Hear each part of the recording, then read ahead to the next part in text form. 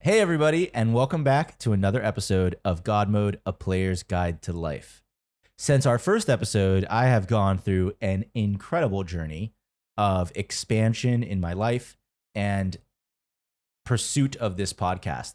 It has taken about half a year to produce this second episode, but I'm very proud to present it, and I'm very excited to have developed a workflow that is going to support me in putting out content on a more regular basis. I have trouble believing that myself based on experience, but at one point I will break through this glass ceiling. And isn't that just the whole point of the podcast itself? A player's guide to life, right? We got to beat that boss fight, get to the next level, and we get to do it together. Never waiting for everything to be perfect at some horizon, but instead recognizing and diving into the beautiful perfection of the moment and the whole being that we already are today. So thank you for your patience. And without further ado, today's guest is Michelle Nieweg. Michelle is one of my best friends and has been since we met on Tinder several years ago. And they say you can't make deep connections on Tinder. I disagree. Michelle has been my partner in prosperity consciousness since I discovered the paradigm. As I was developing my wealth management platform, Prosper Pro, she was very supportive and was actually one of my first clients. Since then, Michelle is the user with the greatest relative growth in holdings of any user since the conception of the app. She has been and continues to be one of the most disciplined users of the app other than me. Michelle describes herself as a multifaceted creative leader, and in her career, she explores her passion for spiritual growth through her work as a tarot card reader, artist, and writer. So, stay tuned for a fun conversation where we talk about finances, relationships, mindset, manifestation, and much more. Michelle takes us on a very fun journey covering a wide array of topics. So I hope you enjoy, and I cannot wait to hear what you guys have to say about it. Thank you for listening.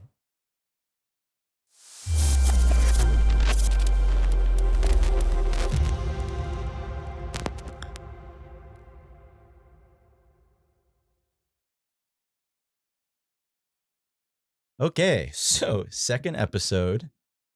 Hello, in the bed now, also in person. Michelle was here for the full setup. It was fun.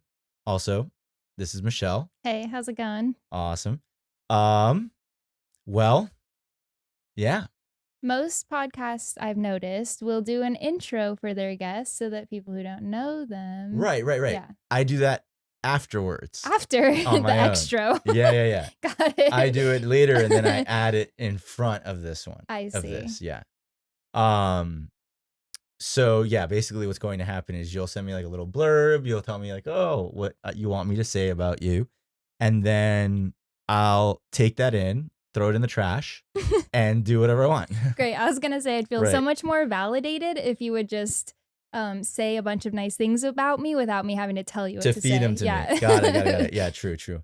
Yeah, so Michelle hasn't seen my first episode. You didn't even I didn't even know that this it existed. No. Yeah, cool. So so you have no idea what to expect, but I did that for my first episode, which was kind of cool. Okay. And yeah. So so the podcast is GodMode, A Player's Guide to Life. It's fun that you feel new because so is everyone, including me, to this whole idea. This is like the episode that when you have like 100 episodes or more and then you get like a new subscriber, they're going to like go all the way back to the beginning. So then they're going to get to hear my episode. It's like the people that come in at like episode like 54, like 78. It's like, unless somebody's been with the pod for a while. Right. Yeah. Yes. Yeah. I do that. I'm somebody who does that. Likewise, I go to the first episode and check them out. This is definitely that. As a matter of fact, in terms of like time travel, it's like fantastic for us to like take 2 seconds and imagine like future me in a nice little studio with chairs where I get to just leave Chairs. the setup. I know, right? What a concept. No, I'll keep the bed. But you know, in the middle of a studio, right? A bed. Yeah. With a nice, honestly, if this was just not my actual bedroom, it would be more convenient. It's not. This is just a set. Right. It's just a really great set. Yeah, exactly. So anyway, Okay, so it's God Mode, Player's Guide to Life. The idea is we talk about all the things that we usually talk about. Literally, it's about me taking the conversations that I have with my friends, my best friends. Michelle's the best friend, and putting them on the internet and sharing them with everybody, and then letting everybody have input and interface. And I don't know if everyone needs input. well, as you know, we'll attract the people that we need to the video, and hopefully it's a mutual benefit for everyone. Great. I can't wait to get raked over the coals in the YouTube comments. We have experienced that before in your reality. Oh, yeah, we definitely. have definitely experienced that before.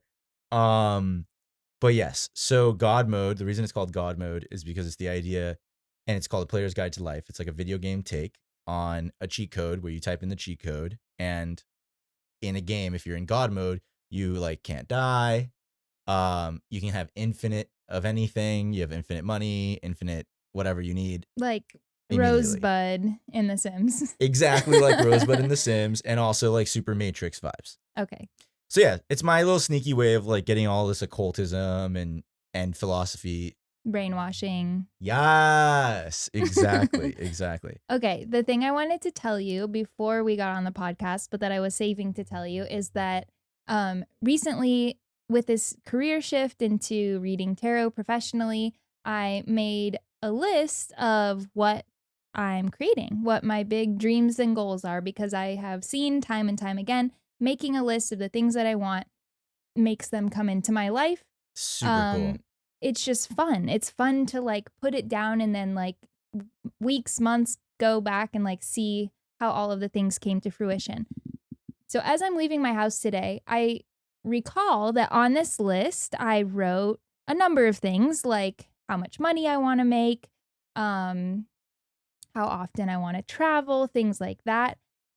And then I remembered that one of the things I put on my list is that I wanted to get invited into TV shows, podcasts, videos.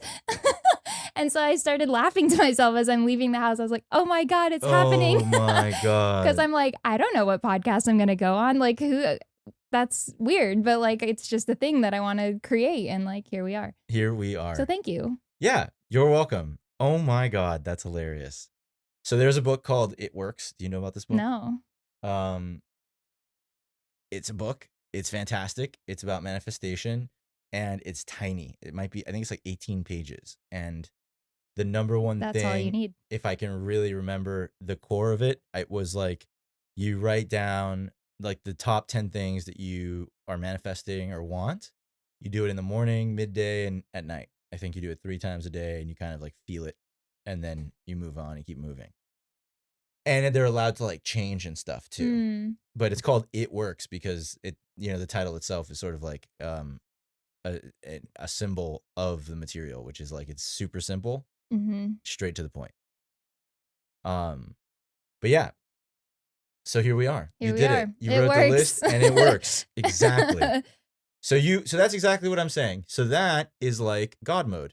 You have a little God mode that you just did, right? You didn't. The podcast came to you. Yes. Without you having to do literally anything. Yeah. You drove over and you look amazing. Thanks. Right. I also had to write it down. Call it into my reality. Yes, exactly. Okay, so you were saying also about the tarot? Yeah, what do you want me to say about it? I can't remember exactly what the words were that you used to bring it up, but it's basically like you now do tarot professionally. I now do tarot professionally, and it's so much fun. Let's hear about it. Well, do you want me more specific? Yeah, sure. Okay, so obviously we've been friends for a while, and I guess we can go the big stroke is the whole like financial mindset overhaul, right? And then that leads to the space where now you're like, I have this passion, I love doing it. You made a little book of tarot. Yeah. Right. And then you got better and better. You've been practicing it on your own. You love doing it for friends. One thing leads to another. And then you made a website. You went onto a website. What platform is it on? Thumbtack. And you started putting yourself up for hire. Yep. And it's been popping off. It's been popping off. Okay. Yeah, they say if you build it, they will come. Oh, yes. Yes, Field of Dreams, if I'm not mistaken. Yes. Oh, I don't know. What is Field of Dreams? Oh, that's the movie that comes from. Oh. Yes, he builds a field. I thought and that then was they just like a come. proverb. No. Oh my God, that's hilarious. It's the proverb of like 1985. Field of Dreams. Maybe a little later. I'm not sure when that movie came out. But yeah, if you build it, they will come. It's true. Yeah. Yeah. I mean, it's been really fun to just get paid to be myself because as you know, that's been like I haven't always exactly known what I want to do. And honestly, as much as I love tarot, it's like I'm open to my life transitioning and finding other ways to use my skills, whatever opportunities evolve for me and make sense. So I'm not attached to tarot as an identity, but in the meantime, it's a really great medium for me to use my skills, do something I'm passionate about, which is like helping other people um bring their visions alive and get connected with like their journey that they want to be on but maybe are blocking themselves from. So, yeah, just getting paid to be myself is like wow, feels so good. That's I awesome. want everyone to experience what it's like to follow their dreams and just watch things fall into place. But Yeah. it's like kind of scary to do that at first. Yeah. What I love about well, there's a million cool things going on, but one of the cool things is it's not like you're a celebrity tarot card person yet. Yes. You know what I mean? Yeah. So the celebration and the excitement that we're in over your tarot business is the fact that you're getting like half of your rent a month or so. Yeah. That's pretty fucking cool. Yeah, for just doing it a couple months now. Exactly. And so Michelle is a user on Prosper Pro, which is the financial management application that I've built. I built based on prosperity consciousness, and I've been working on it for the last like 3 years. The official public version that Michelle's been using has been around for 1 year, and it's all about wealth consciousness. You know everything about this. And yeah, and so it's not about how much money you have. It's about that feeling that you were saying about like your brain, if I recall correctly, used to be like,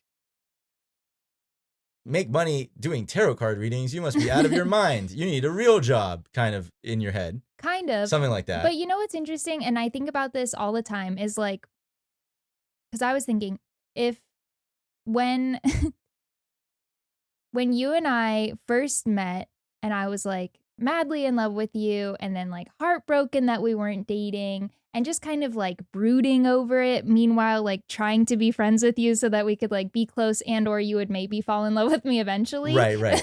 That's such a great strategy. Period. Water over the rock. Water over the rock. Yeah. It will smooth this motherfucker. It will smooth. Anyway, if you had told me that eventually this would be happening, maybe there would be some disbelief, but it's also like, I think I have always been really in touch with like what the highest version of myself is. It's just that in the past, it's been this incredulousness of like, how could I even get there? It's like, I think I would have always wanted this kind of connection between us. I mean, that's probably deep down what I was after when we first connected. But it would have been, the mind-blowing part wouldn't have been that exists. The mind-blowing part would have been like, how did you do it? How did you get there? Is it us or the tarot? Well, anything in all my future. Yeah. Oh, shit. Yeah. Wow. Mm-hmm. I guess I've just been born feeling like I'm special and I'm always going to amount to something big in my life. Dude, I love this. And when we first started working together on the finances, you were very much not in this energy. Even if this was true for you, once we were sitting down to be like, let's talk money, this was not Michelle day one. No, that's true. Yeah. So let's talk about that. Okay. Like what? Well, I mean, yeah, how was it on day one? And sort of like, I guess, get into like maybe the emotionality of because there's an element to you that was like looking at how do I get there? What was the word you used? Incredulous. You were incredulous when you thought about, well, how do I get there anyway, right? And there's a little defense in that because you're just like, how would I get there anyway? Like, And then you prove just it to me. you Yeah, stop trying, right? totally. So once you showed up on day one and you were like, oh, okay, I'm investing in figuring out how to get there now. Mm-hmm. You have to sit in whatever that incredulousness was sort of shrugging off. If it was uncomfortable, like if it felt like, oh God, it's so far down like a maze of, and you barely see the light at the end of the tunnel, right? Yeah. And usually you wouldn't even like, you would see it and go, woo, and then you like look away. Right. This was a moment where you were like, no, I'm going to like sit in this and really look and figure out how to get through the maze. Yeah. Yeah, like, What was that like? well, honestly, it felt really good to start doing it. Because I think the way that I related to my finances in the past was like knowing that I wanted to make more money and attract more wealth into my life. And also feeling like it wasn't happening. So with Prospera, you're Dude, like, I remember that. yeah, you're kind of like, hey, I know it's like a little bit of like a shift in the beginning, but these are the results that you could have. You weren't even like, here's a specific number, but you really got me in touch with like, what is your vision? Kind of like how I use tarot cards, right? What is your vision? Let's get you on the path so that you're actually creating that. What is wealth to you? Mm-hmm. And then what's the rough number? Yeah. Right. Because wealth, as I talk about in the program, is not about a number initially. It's about an experience. And then, but we always have like an idea of what it means to us, right? Like if I close my eyes and I think like what's wealthy, I see like a certain size house in like a certain neighborhood kind of. That's just me personally, but we all have our own idea of that. And then sometimes we are like rejecting it where we're like, oh, like wealth is that like douchebag from high school or like, you know, like that kind of thing. So we had to like get past that and then figure out the number. And then, yeah, I guess it became a lot more tangible. And that's what I love about it too, is we look at, well, what's a wealthy person and how does a wealthy person behave? And unfortunately, right now, that's usually conflated with how much money do they have? You know, people who have more money feel like, you know, they feel like they have more options with their money. And people who have less money, by default, this isn't true, but they might err towards feeling like they don't have as many options with their money. Prosper Pro is all about no matter how much money we're looking at, we can subdivide a penny in Prosper Pro, literally, in the code. I did it on purpose. You can subdivide even a penny, and then that penny can serve as a unit of energy all the little different aspects of your life. Your rent, your car, your long-term savings, and Yayoi Kusama? Yeah. Right, which or is Kusama. like Kusama. Mm-hmm. And so that account for Michelle was the one that was like, I'm going to be an artist and I'm going to pay myself at the rate that I want to be paid annually for doing me and for doing my thing. Mm-hmm. That's great. That was like you investing in, I see it as you investing in this tarot business for yourself, just getting into that energetic language of like, I'm going to do me and get paid for it. Right. And then that became like, you were already practicing that. So by the time that you opened up your tarot thing, it was like, boom, circuitry. Yes. Yeah, exactly. Yeah. Damn. Well, you know, I mean, just for everybody listening, we've been like very fun and we're like talking about like how you're already in this position of success and you're doing it. Maybe like I want to double click on, especially since we're here finally, yay, we made it, right? Let's double click on those months where you were like, why isn't it happening? You remember those? Before using Prospero or like in the very beginning? Was it before? It might have been before. It could have been before. I'm not sure. Before or after. There was like the apartment. You were like looking for an apartment, trying to manifest that. Oh, yeah. I mean, there was a period in my life, as you know, where I was living with a partner and because of crazy circumstances, they ended up moving out and I was presented with the opportunity to either move out or stay put. And so all of a sudden I found myself having twice as much rent to pay for. And then the pandemic happened. Geez, yeah. Boom. So I saw all of these circumstances shifting around me, and it just became very clear to completely let go of control and to just watch where things went That's and to awesome. trust that things were aligning for my highest good, because it was like, oh, here's the space that you've been wanting to live in. Boom, it's yours. I'm like, okay, but like, what about the rent? Like, I don't know how I'm going to pay for that. Boom, pandemic, boom, unemployment coming through, stimulus checks coming through, magical job opportunities coming through. I was like, oh, okay, cool. And what were some of the job opportunities? I got to start tutoring for 2 incredible families during the pandemic.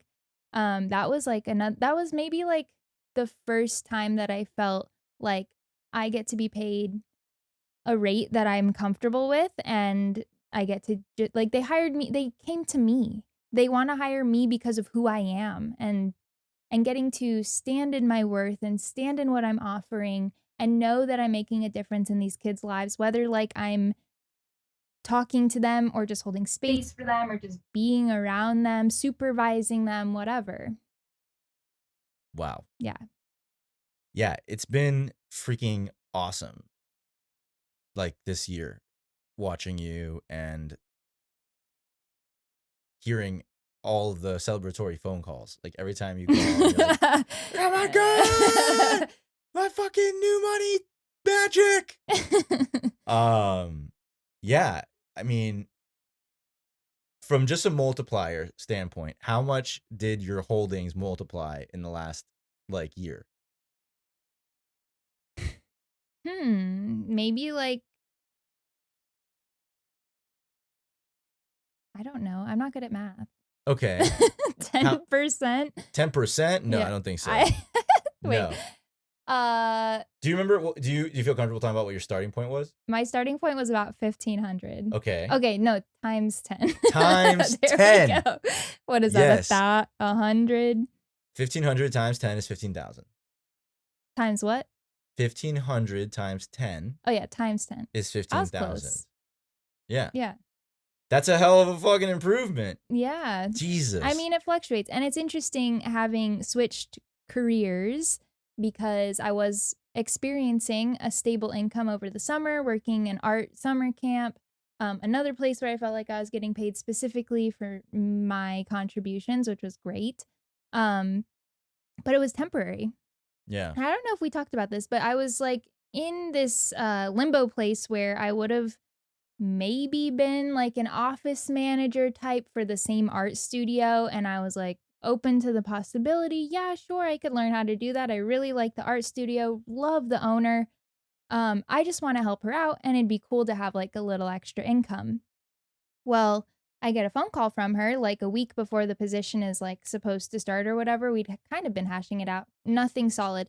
And she's like, yeah, I realize I just like need somebody who has done that before. So I'm going to hire somebody who has office manager experience. And I was like, yeah, totally get it. Actually felt relieved because, part of me like didn't actually want to do it. I was open to it, but it wasn't like really in alignment with like what I'm passionate about or what I want to be doing with my time.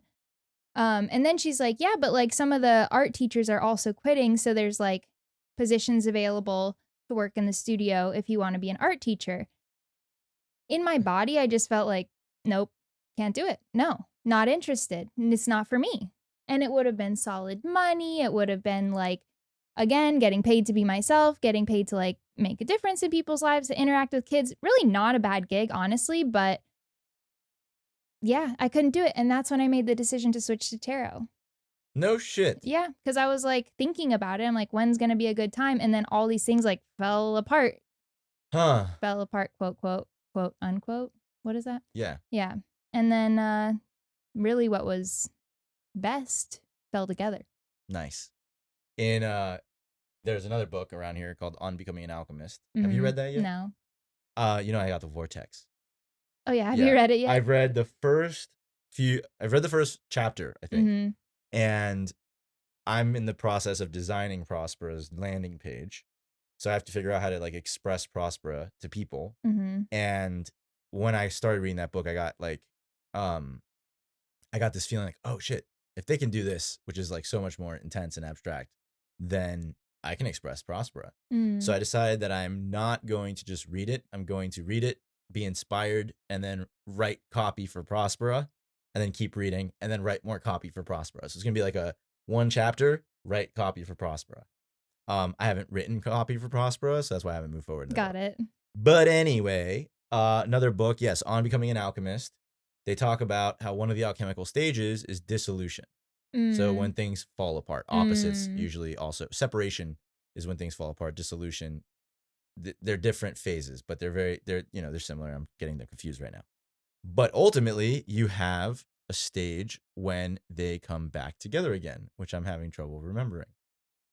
Conjunction, I think it's called. Okay. It reminds me of like the tower card in tarot. It's like the image is a big tall building. It's getting hit with a bolt of lightning and the windows are on fire. There's people leaping to their death from the windows, right? It's like the card represents sudden change, upheaval, chaos. And the end of old structures. Yes, because the idea is that the tower was built on illusions, myths, truths, like just not a very sturdy structure. And so then it gets completely decimated. But from that place, you get a lot of clarity. You have revelations, you have awakenings, because all of a sudden the dust settles and you're like, oh, you have that lightning bolt, that clarity. Obviously I think of the Tower of Babel every time I see that card, right? I mean, do you know about Tower of Babel in the Bible? Yeah, so that's one of the things that my brain free associates to. But then the other one is just my last name, Torres. Oh, does that mean tower? It means multiple towers, Torres. I think it means more than one tower, like towers, plural. Oh, interesting. Yeah, because torre is one tower. But yeah, anyway, so I'm always like, whoa, okay, better build it on solid ground. Seriously? Yeah.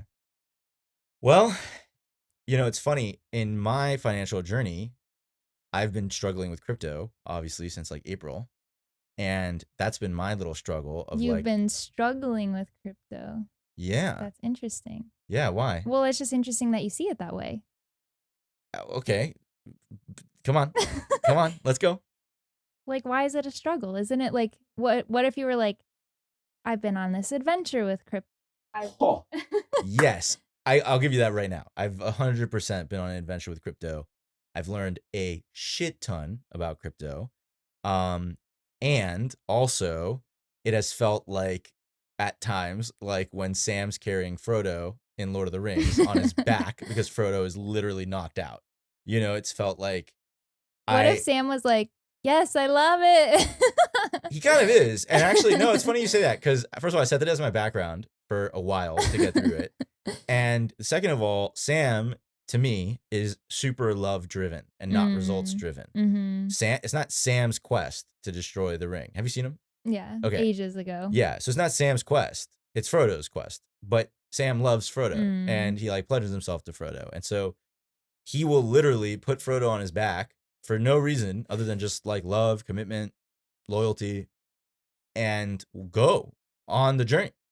And it was interesting because, the magician, that's the name of the card, right? The tarot card. Yeah. Yeah. So that's sort of the space that I'm embodying. And I do it with Prospera. I'm like teaching people, hey, you can be a magician too. Like you can source and attract the things that you're looking for in a sort of practical and methodical way. And so I'm obviously the first user. And so I'm sitting here like I'm going to get super rich in crypto. Like I'm super excited. I can feel my energy, my emotions, everything's lined up. And then I get in and the market crashed on my face and I like watched my money go away. And that was not fun. But it was also, just to speak to the adventurous part, like, yeah, what did I do? I started studying. I didn't sell. It was like unrealized losses, et cetera, et cetera. But, by like about a month ago, or I guess it was like 50 days ago now or something, I was getting tired. It was like I had to like sustain this like, it's coming. And the universe was like, your fucking wallet is going down and down and down and down. And I'm like, throw more money in. It's coming. And the funny thing is, it wasn't in the energy of gambling. And I was also like working with my Kabbalah teacher to assess in real time like what's going on. How can I like adjust my energy? You know, at the end of the day, I believe that if I'm the vessel ready for the infusion's coming. It's simple as that. So I've used all of the time to like figure out, okay, where are the little parts of me? Where's the lack? Where's the negativity? And like, how do I vibrate and allow myself to unfold into the person I'm supposed to be, which is obviously someone with money. How do I know that? Because it's been a desire of mine for a long time. Right. And it's an earnest one too. It reminds me of exactly what I'm doing to manifest meaningful partnership, because I'm finding it's like, I know I'm meant to have a family and connect with somebody in like a, you know, potentially lifelong way. And now, like, you know, I could see it as struggling and dating or whatever, but it's like, I love approaching it as an adventure, because it's like, even on Tinder, reminding myself every face that I swipe past, I'm like, that was somebody's baby. That was somebody's child that they loved. So to not be dismissive towards them, right? Because I don't want to carry that energy with me into the dating realm. Damn. But then also, like, for example, there are also like all these alternate realities. Like, I mean, if you think of it that way, every time you're swiping, you're just like, there's like a whole fucking potentiality with that person. Like everything that comes with that, like an entire universe. And you're just like, swipe left. Right. Like how many faces? Like 100 in like 20 minutes. Amazing. But I'm noticing too, like, where is my subconscious pre-programmed to be looking for abandonment? Because, like, for example, I connected with this guy, so handsome, we're chatting really like easily back and forth, and then he ghosts me, right? And it's like, yeah, exactly. So it's like, I'm checking my phone. Did he reply? Did he reply? And it's like, I'm noticing my brain is not necessarily looking for love in those instances. My brain is looking for abandonment. And then every time I don't see the message, it's like, see, you're abandoned. So it's kind of this like push-pull prophecy. Yeah, like maybe. So I'm like, okay, how can I retrain myself to not pay attention? Even if he did abandon me, right? How can I give zero energy to that and only focus on the places where I'm actually getting love? Yeah. Okay. So on the flip side, for example, I had like a long distance like fling with this guy in New York. Things started out really like passionate. We were really connected. And then it just became clear that we wanted different things. And then, as you know, I was out there recently and I was like, hey, let's fucking hang out. And he's like blowing me off, being very wishy-washy. And I'm kind of pushing things maybe a little bit too much. Huh. Wow. What ends up happening, I have this feeling all day, right? I'm going to run into him, which is crazy. In New York? In New York. No. No way. I'll be honest. He lives in my sister's neighborhood, so it's not crazy. Everybody walks everywhere. Okay. But it happened that Same night. day. Yes. We run into each other. It's Shut super the fuck awkward. up. I'm in a group with my sister and another friend. He barely makes any eye contact with me. And you hadn't met this guy in person? No, I had. Oh, okay, we met over the summer, had this little fling, and then... Got it. Yeah. He's super awkward. Okay. Doesn't Super make eye awkward, contact, right? great. And I'm like, this is really weird. Long story short, it put a lot of things in perspective for me. It helped me heal. I got a lot of closure and completion. Whatever. That's not the point, right? What's funny to me about this story is that I can focus, if I want to, on like how rejected and hurt and abandoned I felt. But what's really... You're making me feel good. Okay. Keep going. Yes. This is like, I'm healing. I'm experiencing like levity right now. Okay. Keep What's going. really funny about this story is that everyone wanted to talk to me about if I saw that guy you were talking to in New York, right? So my sister Hannah knows about him. Obviously, she's friends with him. So we talked about it a little bit. But then after I left, Hannah's mom, my stepmom, came to stay with her. Literally the day I left, my stepmom came in. And so then I'm talking to my dad on the phone while she's out there. And he's like, oh, yeah, your stepmom's talking about how this guy just treated you like horribly, and Hannah's all annoyed at how like immature he was being. And I'm like, I hadn't even talked to my dad about this, right? So now like through the grapevine, all these people are in the energy that you yourself were ducking out of. It's so funny. Oh my gosh. Okay, wow. Let me go on. So then, I processed this. I didn't even really want to process. I wanted to just be like good vibes about it, right? Good vibes only. Hilarious. We were talking about that before the camera started rolling. You don't have to explain an inside joke. Hey, I can do what I want. It's my podcast. That's fair. So anyways, then I'm talking to my mom on the phone yesterday. My mom doesn't even know this person exists. And my mom goes, oh yeah, your sibling was telling me about this guy in New York that was like this way to you. I was like, what is happening? So I've just been like cracking up every time it gets brought up. My aunt wanted to talk about it. Like everybody wanted to know how this interaction went. No, crazy, right? It's like I'm trying to not make a big deal out of it. So what I've decided to do is to think about it that this is the universe showing me love and care. Every single person in my immediate circle is so invested in how I'm doing and incensed at the fact that I'm getting mistreated. That's love. That's really sweet. Look how loving this interaction turned out to be. That's pretty great. So I could get fixated on the way that I was mistreated, perceivably, right? Whatever. It's really just this I gotta do this. Oh, go ahead. thanks. No, keep going. It's really just this 20-something-year-old guy who's figuring out his life and doesn't have emotional maturity to match me at a level where we can communicate. Whatever, fine. It's all love. Hilarious. But yeah. Wow. Oh my gosh. It also strikes me too as like that moment before you level up where there's like a million invitations to not level up. Sure. It's like, oh, I'm finally in good vibes while somebody is being this way to me. Yeah. And now the world is like, no, let's get back into the bad vibes. Like, he really treated you like shit. Did you not notice? Like, you should notice. Like, wait, hold on. Are you okay? I know. It's like, I've cried into my pillow for nights on end and you never called. And then now I'm like, okay. And everyone's like, are you okay? Are you going to make it? I can't believe he treated you that way. I talk to my mom like once a month, maybe, and we never talk about men or relationships. I'm like, how does this woman know? It's incredible. It's absolutely incredible.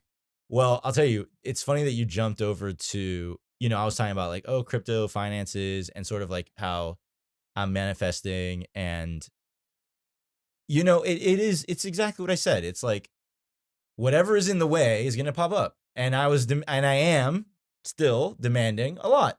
Mm-hmm. Good. So I don't mind the adventure, right? Because I'm also like, when I go on the adventure, even if it's like I'm sweating my ass off and climbing up Mordor's fucking hillside, right? I know, okay, this is me learning and filling in all these gaps so that when it comes, which it will, I am like the best vessel, the best me that I can be to hold it and carry it. Yes.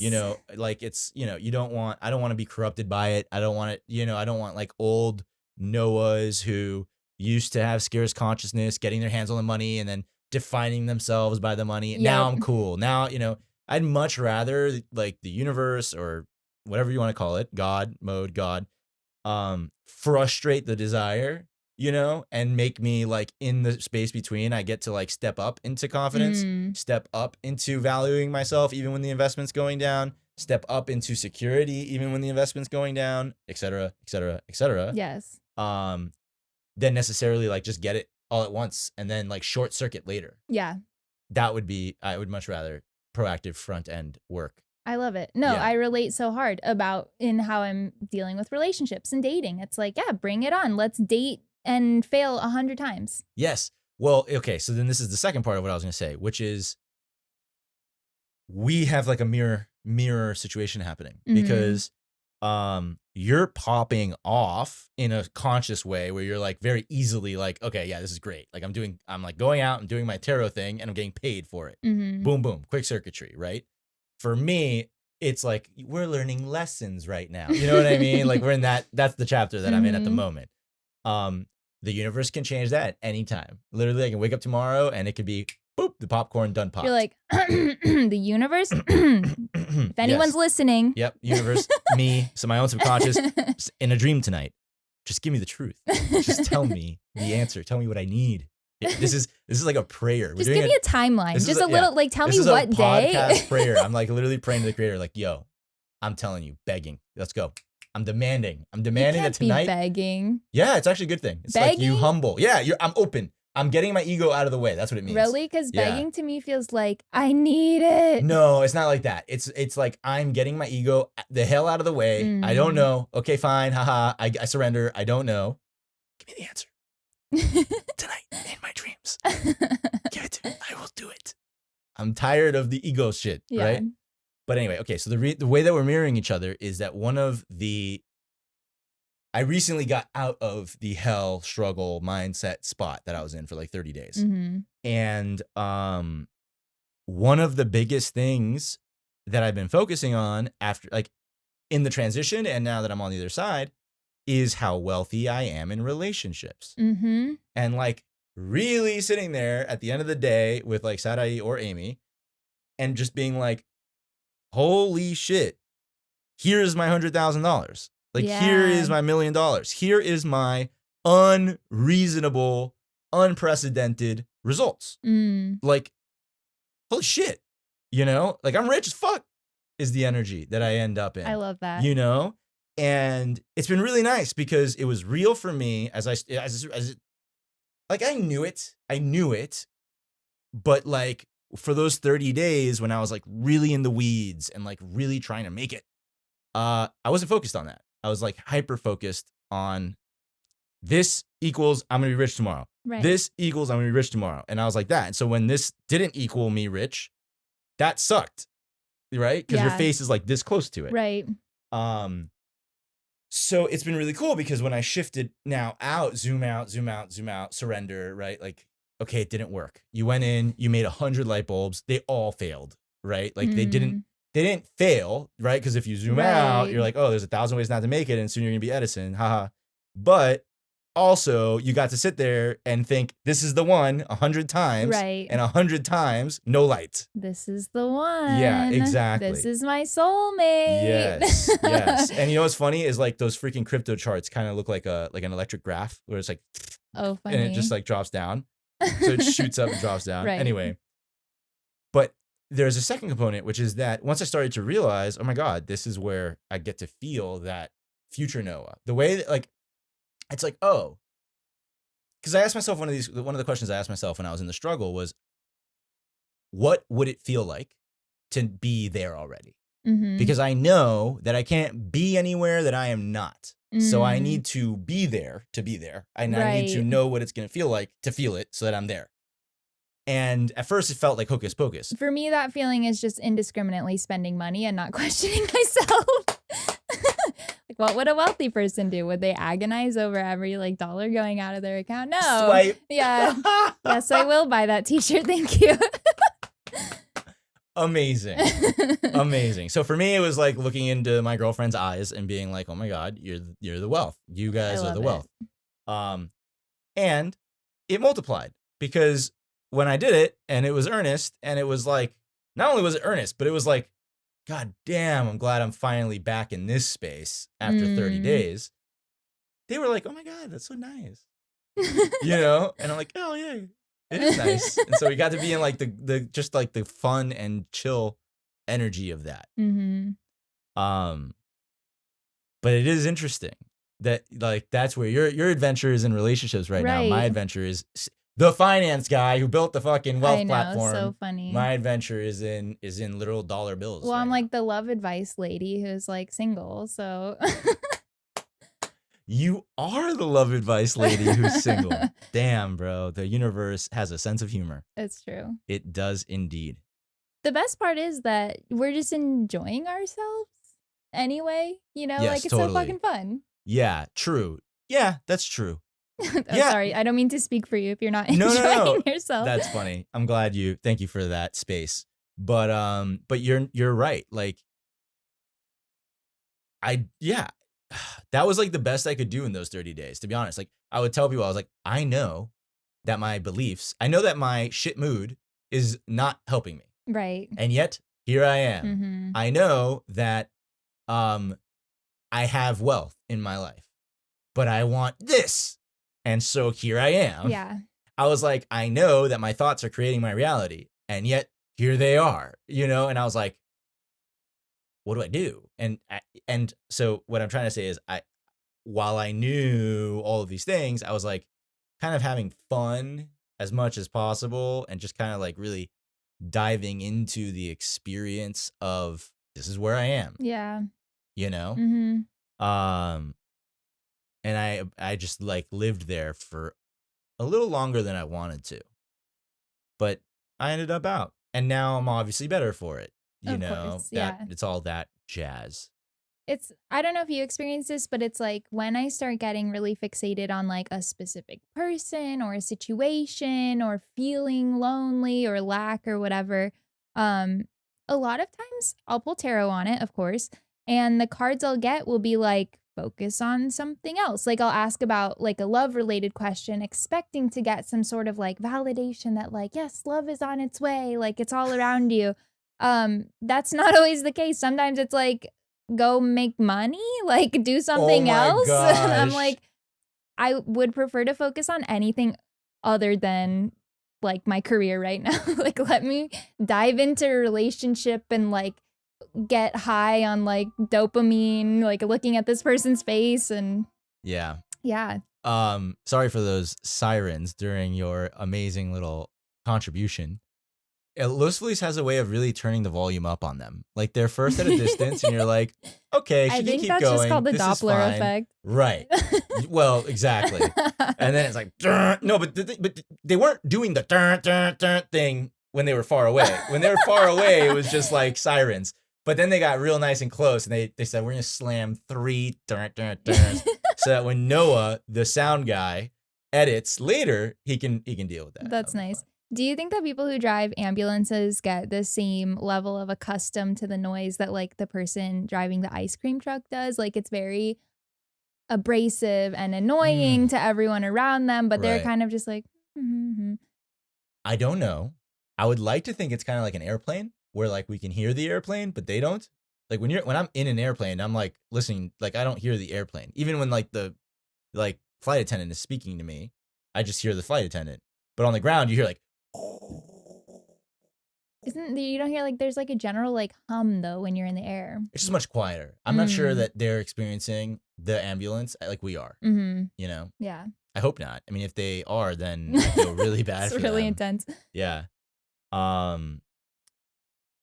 Relationship before the freaking ambulances. You were saying. What was I saying? Here, I'll tell you about this morning. I pulled the tarot card. Have you ever you've had this experience? Oh, right. No, I know. Okay, but you're going to tell me that. But it was about how you were going to go do something else. Like you pulled tarot on your question, and then it was like, you need to go make money or do anything other than the relationship that you're trying to make balance right your now. priorities. Like Yeah. you're focusing too much on this. And I'm like, cool. So this morning, what's interesting though, sometimes it does align. Like this morning I asked, how can I bring more romance into my life? And I knew the card I was going to pull before I pulled it. Just had a feeling. Okay. Just like I had a feeling I was going to run into that guy in New York, right? Mm-hmm. Some people would call that I'm psychic. Right. Yes. I don't know if those are the words I would use. I pulled the Knight of Cups. The Knight of Cups is like the romantic of the deck. He's all like about charm. He's very like connected to beauty. He, might be the knight of the deck that's like really in touch with his feminine side, is like writing love poems and watching a sunset with a glass of wine in his hand. So basically the message is, if I want to attract romance into my life, be in the flow of romance. It doesn't depend on another person. Like I can tap into the flow of love. I can tap into like soulmate, I found my person kind of vibes without them even needing to be here. I love that. That's like, I imagine like a bath with like rose petals and candles and like maybe like wine or something, but you're like by yourself. Yeah, like that vibe. Just like hold that vibe. Yep. Look, create that vibe. Look for that vibe. Reaffirm that that's all over the place, and like then you have it. And it doesn't actually matter if there's like a person there or not. Yes. like my money. Yeah, exactly. It doesn't matter if it's actually there or not. Right. Um, But like you said, it's the persistent faith of like, I know what I'm looking for. And like, yeah. it's not here yet, but Right. like, I believe it's happening. I believe it's happening. I know I know it's coming. Yeah. And that like, Yeah. it almost feels like idiotic faith. Like I don't have the evidence yet, but like, I'm going to keep believing. It's a little bit of the fool archetype. Yeah, totally. There's this guy like something Beckwith. Anyway, he's like a preacher. I listen to him on Super Soul, Oprah's podcast, Love and he it. talks about, I think you've heard me say this, when you start believing more in what you don't see than what you do see, then what you do see you won't see, and what you don't see you will see. Yes. I Nice. did it. Great job. First try. Yeah, exactly. Yes. Yeah. When you start believing in what you don't see, then what you don't see you will see, and what you do see you won't see. Right. So it's basically the idea that, which you already are freaking super aware of, if you're in a shit mood, you're gonna look at everything and see shit mood things. Yeah. Oh, that's not going my way. Oh, traffic's such a pain in the ass today, even if it's like almost identical to any other day. Right. Like I can I actually do this to myself sometimes. I like imagine myself flashing into a different reality, even a past moment where I'm like jamming in traffic. Like I don't give a shit that there's traffic on this day. You don't have anywhere to be. Yeah. And then I flash back to my shit mood, like making traffic a big deal all of a sudden. So, it's the idea that if in those moments you say to yourself, okay, I'm in a mood, that's okay. I'm not going to deny my emotions. I'm not going to suppress them. I'm allowed to be in a mood. And how heavy is this? Do I really, is there stuff for me to like dig around and find here? Or can I shift? Yeah. Can I just look at something else? Which sounds so much easier. Like, what advice would you give to somebody that is just like, they're not seeing the results that they want in their life? Mm-hmm. They don't maybe have background in spirituality, but they want different results in their life. I know that's really vague and depends person to person. Yeah, but it's also like everyone. Yeah. Everyone is there. So what would you say to somebody who like doesn't really have the tools yet, who's just getting started? How do you make it so that it is easy to just, the way I like it is like, I just set my anxiety down. Like as if I'm carrying a heavy box, I just set it down. It's taken a long time to get there though, right? Yeah. So first of all, if they're here, hi, Hey, welcome. What's up? Clearly they're on the right track. They're starting to bring to them their solution that they're looking for just by virtue of them listening to us. Mm-hmm. That's one. Two, I always say this, but like begin meditating, start there. It's very good. Even for 30 seconds, you'll like when I started meditating, I was like worried about somebody coming in, like mortally afraid of somebody coming in and seeing me meditate. Really? Yeah. I was worried about little bugs crawling on me that I made up in my brain the second that my eyes closed. My eyes would close and I'd be like, I can't do this. It's dangerous. It's like, bro, I play 8 hours of video games in the chair 2 feet from where I'm sitting right now. Don't ever think about a single bug. Right. Then I sit down in the middle of the room to meditate for a 60-second duration and I'm worried about bugs crawling on me. It's like. They're all like, he's ready. Yeah, exactly. So anyways, that's where I started. And the reason I say that is because until you start doing a little bit of mindfulness meditation where you just kind of like breathe in, breathe out, 60 seconds, get to the position where you're like, you're focused on your breath, even when the thoughts are going by. Like there might be like a Megatron with some thoughts going by, but like you're not focusing on them. You're just focusing on your breath. When you create that little bit of space between like, oh, this is a thought. I don't have to like grab it and get taken away on a ride, like grabbing onto a moving train, right? I can just let the train pass me. And is it loud and is it annoying sometimes? Is it squeaking? Does it sound like danger? Sure. But also I'm meditating for 60 seconds. So for these 60 seconds, I am not going to react to the thought. If it's actually a problem, it'll be there for me in like 2 minutes when I'm not meditating anymore. You need that because that is what then later allows you to be like, wait, these feelings I'm having, even if they're important, are the weather. It might even be a season. So it's cold now, but it's not going to be cold the whole year. It's not going to be cold forever. As a matter of fact, if you start thinking I'm going to be alone forever, I'm never going to have the job I want, right? These things are like telltale signs that these are illusions. These are thoughts that are not real. They're not sophisticated. Because the nature is for things to change, right? Yes, right. Whether or not Correct. Yeah. And yeah, I mean it's duality and it's an absolute. I'm never going to blank blank blank. That is like it is a frustrated childlike aspect of yourself. It is like we talk a lot about how like childlike qualities are close to spirit and close to potentiality, and it's like good to manifest from that childlike energy, right? Well, the inverse of the childlike energy is like that energy of like a tantrum of like, oh no, it's never gonna happen. The underdeveloped. Yeah, side. so it's kind of like self-parenting comes in there, so you can Totally. like take care of those versions of you and teach them. Actually, never means that it's just in your head. And you know, maybe you don't get to jump from here to your dream in one step, but like would it be fun to, you know, if you want to be an artist, would it be fun to like draw for a little while? You know, frame something that you already drew, things like that. Like, Let me ask you this. Do you, in your personal beliefs, do you feel like that there is an inevitable like goodness, or like, how do I want to say this?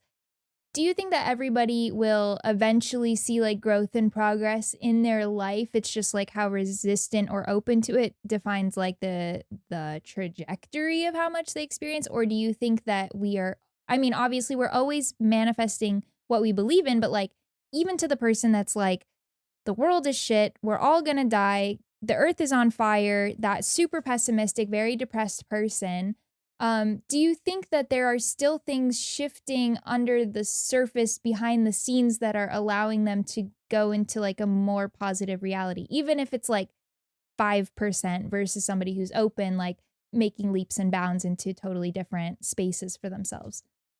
the answer is absolutely, period. And like for me, no, not for me. The answer is absolutely, period. And let's fight about it in the comments if you want. But that's what the answer is. The He's answer is ready yes. to get raked over the coals. 100%. You know, it's simple. It's simple. And by the way, rake me over the coals, and what's going to burn off is all the impurity shit that's in the way of the truth expressing itself through me. And what's going to be left is more truth than I have today. So it's not something I'm like worried about. Yeah. But no, you know, I've been in California like 6 years now. Still never really felt an earthquake. I saw one time my like hangers in my closet were moving. That's the extent to which I felt an earthquake. And yet the earth, apparently they say, can shake beneath me at any given moment in time. And that's what I would say about the person with the highest degree of certainty that the world is shit and that their life sucks and that it's all over. That's like the most solid person, right? Like unshakable. Okay, well, guess what? If the earth can shake, so can you, right? Something can come through. So do you feel like the universe, like the energy of source is like, it's not neutral, or it's benevolent. It's like everyone as an extension of source is still connected to like something loving and benevolent. Yeah. Yeah. You're asking, is it +1, 0, or -1? Is it benevolent, neutral, or a little bit against you? Yeah. Well, I mean, because I mean, in general, like if we're talking about like the law of attraction, we're talking about the things that I want or don't want, whatever I'm paying attention to, that's what's going to manifest in my reality. Like we were talking about your last roommate who was like so obsessed with people taking things from him, or like concerned about getting robbed, or like keeping his car on the street or whatever, and then wound up in several situations where that actually happened. And so he's like confirming his reality. He's getting the evidence that he's looking for. Versus like when we're positive, right? So it's like, are we starting from like that neutral place where really like positive or negative could happen? Or is it like, yeah, it's positive, and if you want to add to it, it's like more positive, but like it's positive even if you're like throwing garbage on top of it? Okay, this is a great question. It's a big question. Given that the nature of things is infinity, and that this is a huge question. Is it? Yeah, hold on. So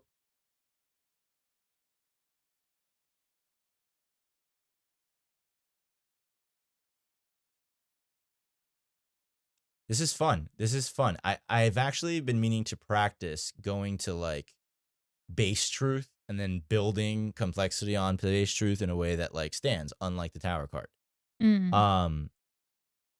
I'm not sure if I'm going to do that right now, but what I am going to do right now is say that it is a +1 situation that actually, you know, we're going to speak a little bit abstractly, but the rainbow has all the colors. All the colors are in the rainbow. All the spectrum of light is in white light, and then it gets fractaled out into all the colors of the rainbow. In the same way, you have all of the sounds, harmonies, vibrations, frequencies of experience. There is a rainbow, and they all exist, and they all exist on top of each other. Like a radio, we tune in to them. So, for one person, the world can be a really miserable place. Like, honestly, like a horrible fucking experience where you're just getting smacked over and over again. And in many ways, I felt like that. And it felt so total to me that I used to call it the universal beatdown. That's how total it felt. I had a name for it that I created. I didn't believe in God, but I did believe in the universal beatdown, right? Like ironic. A big kid with a magnifying glass and you're the literally ant. yes, exactly.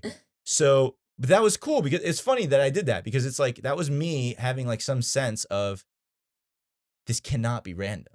I cannot get hit this many times randomly. Like, you know what I mean? Like, even though in that circumstance you were like the victim of it, totally, not like 100%, not like recipient of blessings. Full blown victim. Yeah, but I noticed like, what the hell is happening? How is it chasing me everywhere? I moved 2,000 miles away and it follows me, and then I moved 3,000 and it follows me there too. You know, wherever you go, there you are. Yes. So, so all the frequencies are there. When you combine them all, I would say, and you see it as white light, right? That white light, what one of the frequencies contained in there is a benevolence. I mean, at the end of the day, there is a frequency where when you connect to that frequency, everyone wins. And you can call it love. That's one shade of that frequency where everybody wins. But the qualities of it are, it's an infinite game. Everyone can play. Everyone plays for the sake of extending the game into the future infinitely, so that the game can go on. And everyone plays towards the end of win-win. And that's what they were trying to create. And it is possible. I mean, if I can, in my little bubble, play an infinite game, try to have as many players join me as possible, and all of us work together towards a win-win. If I can do that by myself, if I can do it in a group of 10 people, if I can do it in a group of 30 people, then everybody on this planet can do it. And if everybody was doing it at the same time, literally in Kabbalah, they call it Codename Messiah.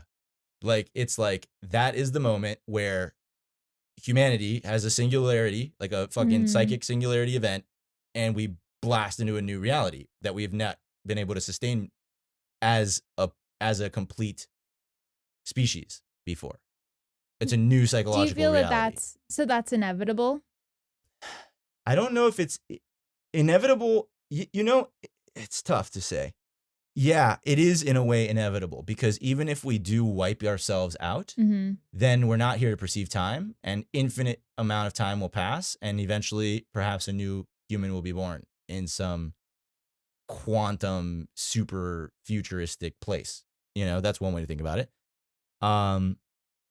Or there's some sort of cyclical loop where you die and all of reality collapses in on you, and then you explode again anew, like one with the universe, right? No longer an individual expression of the universe.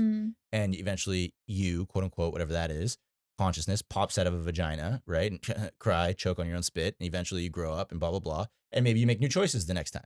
Like it's you return. You just keep doing it. You just keep doing the same thing and try. Yeah. And yeah. Like you lost a heart and then you just come back.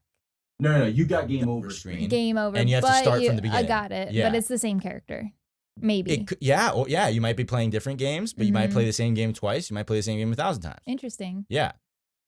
So don't fuck it up. Yeah. And the thing is, too, that's what's so funny about it. The first time. Like, I think about this all the time, too. Like, coming from that point of view about the game and the character, if you assume that you're here, you're in beingness, and non-beingness is not something that you experience. So if you slip into it, you won't know until you're back into beingness, and then you're not there anymore. You're not in non-beingness, right? So the reason I'm pointing that out is because you're here. And as far as you're concerned, you've always been here and you'll always be here. So while you're here, play to win.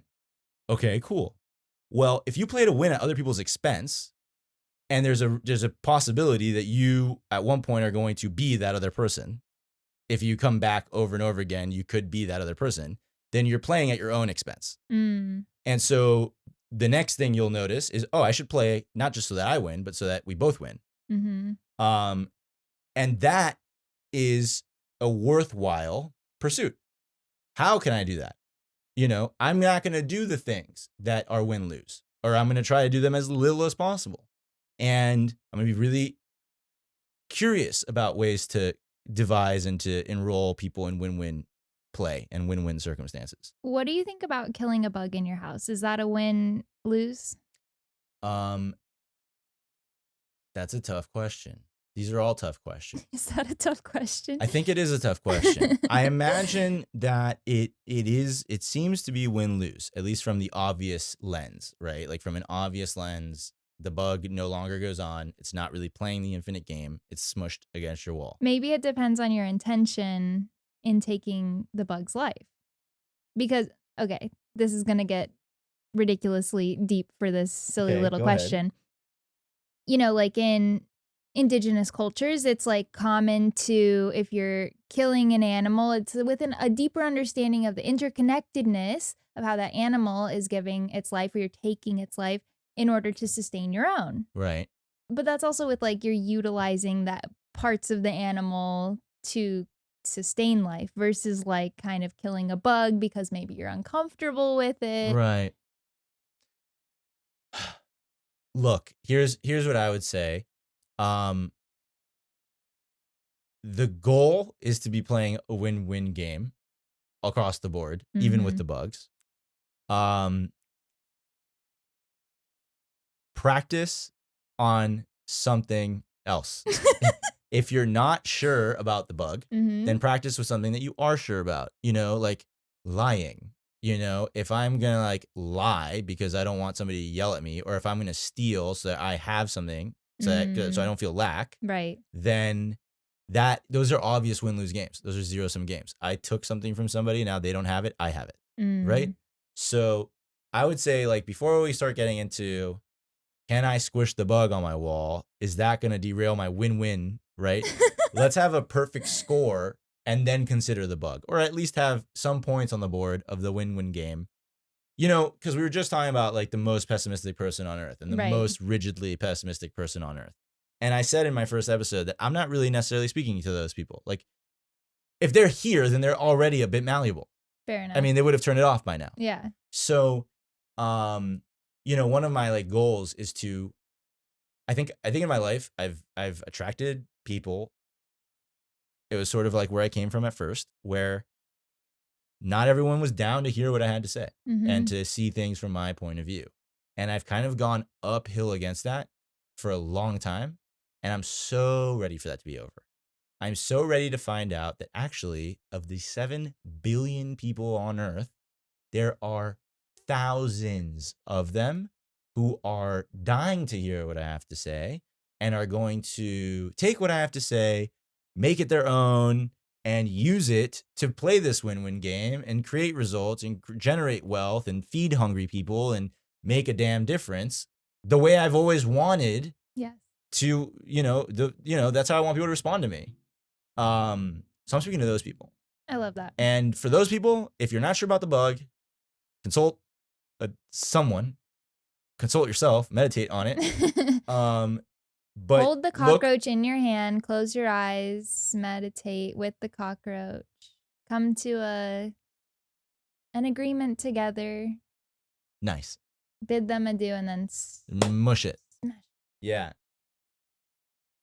Yeah, start with something obvious. What's so funny though is like I was joking when I presented that question to you, but it is funny how that really does bring up this deeper debate of like, does that count as a soul? How do I relate to that living being? Like, it really actually kind of, with humans, I mean, depending on who you talk to, but it's like pretty universal that like human life is like very valuable, right? I think most people would agree with that. But then, with animals, it gets even a little trickier. Some animals in our culture are more valuable than others, and we commodify. Is that a word? Commodify? Yep. Yeah, commodify some, and we praise others. And then you get into something with, presumably less consciousness, bugs. And then it's like, oh, where do I stand? Do I think a bug's life is valuable? Like, how do I relate to Yeah. the bug? Yeah. I mean, yeah. Err on the side of it's a win-lose. You're murdering something. It's no longer, it's probably a win-lose. Same with the killing the fucking cow and eating the meat and all of that, right? Like this thing is not able to continue. So I'm not saying like commit to the fact that it's a win-lose, but be curious about if there's a win-win with the bug. Is there a win-win that you can have with the bug? Investigate. Is there a win-win that you can have with the cow? Is there a win-win that you can have with a chicken or whatever the fuck? I've been eating animals. I stopped eating animals for a while, and I've been eating animals again. And I would like to not eat animals. I would like to get to a place where I do not eat animals. Right now, I'm currently eating animals. And I'm also on a podcast talking about infinite games and win-win. And let's all like hit Code Messiah together and like work on ourselves, right? So it's not all or nothing. As a matter of fact, all or nothing is a game that the ego plays so that you don't play the win-win game. It convinces you like, oh, well, you see, you fucked up. You're a hypocrite. You smushed the bug. You don't believe the things that you say in your podcast. You should just throw the whole enterprise out the window. Back to playing small. I knew that was a horrible idea, right? You see what I'm saying? Yes. So yeah. Basically, be patient, be gentle, be curious, be open, and have good intentions. Yeah. Have good intentions, but also like I have good intentions and I know I'm eating animals. Like I'm doing something that isn't necessarily a net positive for the world. And again, I don't know that, not outright, but I'm pretty confident about that fact. And if I'm going to do it, I want to do it and know that, and also keep in mind that I want to move past it at some point. That's a good point. I mean, at least you're consciously consuming. I think that that's always like the first step in making changes in our behavior. But yeah, I mean, it's like we don't live in a society where we're living in harmony with livestock or, Totally.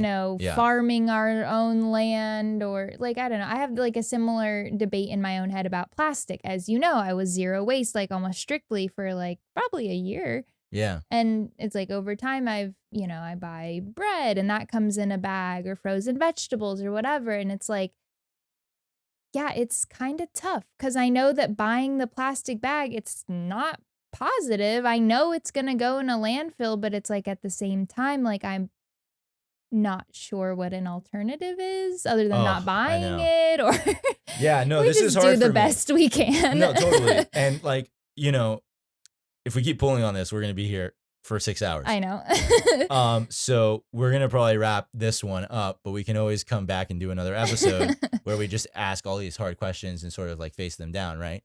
But in terms of just like things I'm still wrapping my head around, like just develop land. Like I was at the Magic Castle the other day and there was a painting or a photograph on the wall of the view from the Magic Castle right there in Hollywood in like 1920. You were in the Magic Castle? Yeah, that's for another episode. Yeah. I can't wait to hear about that. So cool. Anyway. It's invite only. Uh-huh. You have to know a magician. Yeah. Damn, I'm so jealous. Like that. Yeah, I know. It's cool. So anyway, they have a photograph from like the balcony of the Magic Castle and from 1920. There is nothing there. There's like dirt and then like somebody's like ran a wagon over a certain area of dirt enough times that like it created a little road with a little turn. And at the little like elbow of the turn, somebody put like a little like log cabin the size of this room that looks like a little like shack, like a general store. That was what you could see. That was it. And now explain to people who don't live in Los Angeles what it looks like now. Well, this is what I'm getting at, which is like it actually this some people think, oh my God, prosperity, wealth generation. And I'm trying to get there because that's true. There is prosperity and wealth generation in it. But like there's no room to build anything. Like Mm. everything is filled in. Yeah. Like, as you know, in grid-like, machine-like industrial fashion. Yes. Forget a dirt road that elbows, it's like, it's just like trees and concrete as far as the eye can see, all the way to the horizon.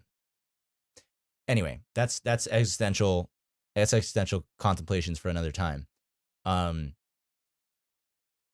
But I've definitely been in that space too. I like the things that come up for me there when I think about that are just like how those people who got to build all of that were able to play physical games in life where they Yeah. were like constructing things with their Yeah. hands and this and that and the other thing. And now we live in a world that's just so abstract, and it's just like finance and real estate and money and markets going up Oh, and that's down and interesting all to this think stuff. about it that way. Yeah. It's like, and it's just your opponent is a little bit more difficult. It's like a ghost. It's like your Mm. opponent is, I'm not good at mathematics. Mm. You know what I'm saying? And that's very like slippery. It's hard to like spot that. That's interesting. And I always think this is kind of unrelated, but like when I see new apartment buildings being built, or I see a building that is obviously new, they're looking for tenants. It's like one of those luxury apartments in downtown Yeah. Glendale or whatever. And I see there's a teeny tiny little balcony, maybe like 2 feet deep. And I'm like, it should be like illegal to build a space where people don't have the ability to create gardens, where they don't have a connection to the earth. Dude, that's a They whole could other make thing. Yeah. it. They I know. could totally make it. Oh, and every time I've seen concept art for this kind of architecture that has Yeah. like these like layered terraces and Yes. shit, it's so cool. And like not only that, forget the idea that they could make it, but they could literally they could not only make it, they could build into the building's infrastructure hydroponics. Yes. I know. It's not like it's not reinventing They the build wheel here. toilets Right? into the infrastructure. They can build hydroponics Yeah. into the infrastructure. Gray water, Can you imagine? recycling. Yeah. Anyway, It's absurd. yeah. Let's not. This is crazy. You're out of your mind. I can't have her here. She's like the topics of the day: tarot card, money, relationship, and every problem on human earth. Tune in for this episode with Michelle Nieweg. But yeah, anyway, so I think we covered it. That was pretty much the headlines. The full scope. How do you feel? How was it? How was your time? I feel great. I just like thinking about how never mind. This What is the great. hell? No, I'm sorry. You get to finish swinging on that. Just funny how things change is really what I was gonna say. Yeah. That is true. That is true. That's a great way to end that one. Well, thanks for coming. Yeah, Thanks for being thanks the for having second me. human on the podcast. my It's pleasure. extraordinarily fun. I'm a little And offended I wasn't the first, but I'll take second place. second place works. That's Second fine. place works. Also, we're playing win-win games. So it's not about No, who was I'm first or the second. winner. It's about how many people we can get in the good vibes. But who's the best winner? It's me. Mm-hmm. Yeah. Uh-huh. Next time on God Mode, A Player's Guide to Life, we'll be talking about, what do they call it? It's the status game. We'll be talking about status games. How they're a detriment to society. No, I'm just kidding. All right. Well, thank you for coming. Yeah, of I course. appreciate it. Good job. Thank you. Would you like to, real quick, while the mic's still going, plug your tarot? Okay. People can find me at www.michellenieweg.com. There you can reach out for a tarot card reading or just to say hello. Awesome. All right. Thanks. Now let's hope that everything functioned the entire time. Oh my God, can you imagine? And that concludes our episode for today. Thank you so much for watching or listening or consuming the content in any way that you do. There should be clips posted to Instagram by this point, and there should be several avenues for consumption of God Mode. That said, I would like to encourage everybody to start conversation, interact, and engage. I love reading your comments, and I love hearing how God Mode affects you and what sort of tips and tricks you guys are using in your personal lives to achieve this state of fluidity and flow, that God Mode way of being. Till next time, may you guys be in flow. May you guys be experiencing God Mode. Thank you so much for tuning in, and we'll be back soon.